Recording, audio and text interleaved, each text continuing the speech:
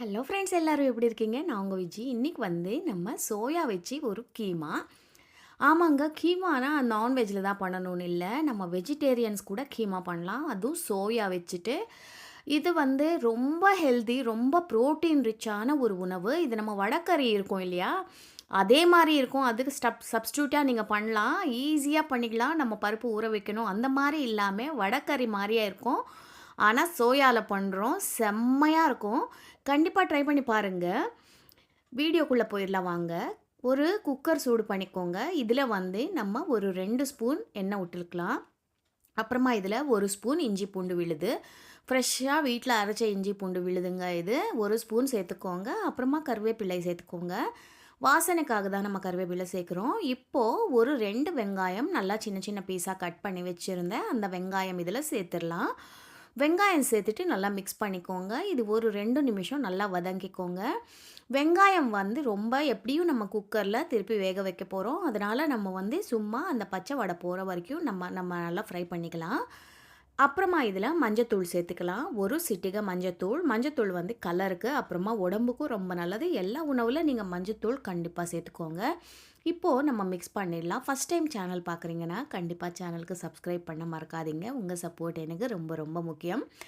அப்புறமா இதில ஒரு 2 தக்காளி சின்ன சின்ன பீஸா கட் பண்ணி வச்சிருக்கேன் நானு.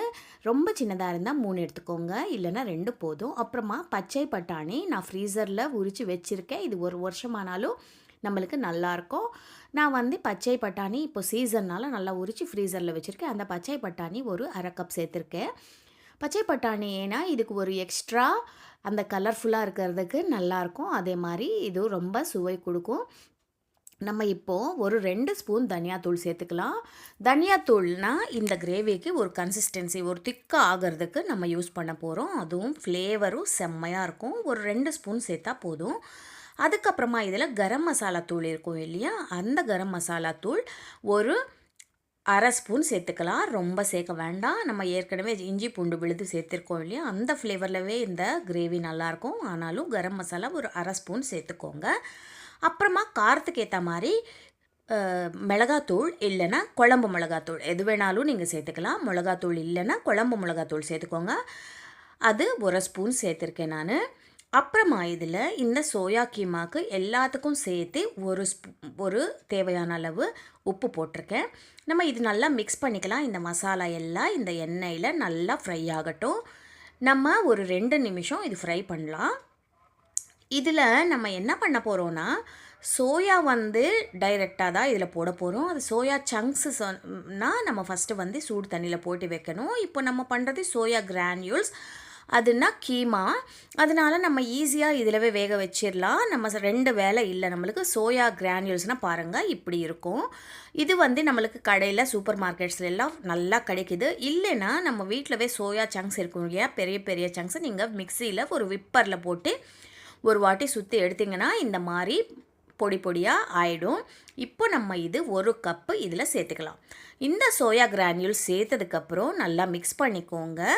இந்த சோயா கிரானியூல்ஸ் நம்ம முன்னாடி பாயில் பண்ணலை அதனால் இதில் நல்லா ஒரு 1லேருந்து 1.5 கப் தண்ணி நம்ம சேர்க்கணும். அப்போ தான் அந்த சோயா சங்க்ஸ் நல்லா வெந்துடும். இப்போ நம்ம இதில் ஒரு 1.5 கப்பு தண்ணி சேர்த்துக்கலாம். 1 கப் சோயா சங்க்ஸ் போட்டிருக்கோம் இல்லையா? அதே கப்பில் 1.5 கப் தண்ணி நம்ம சேர்த்துட்டோன்னா கரெக்டாக இருக்கும்.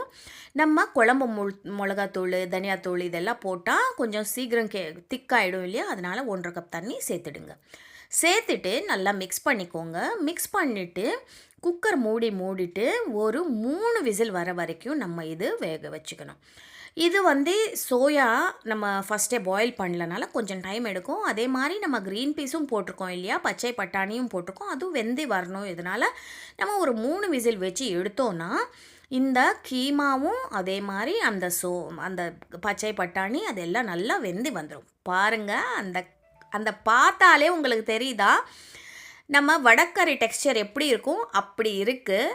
இந்த சோயா கீமா கண்டிப்பாக ட்ரை பண்ணி பாருங்கள். மேலே கொத்தமல்லி தூவிட்டு என்ஜாய் பண்ண வேண்டியது தான். எப்படி வந்ததுன்னு எனக்கு கமெண்ட்ஸில் சொல்லுங்கள்.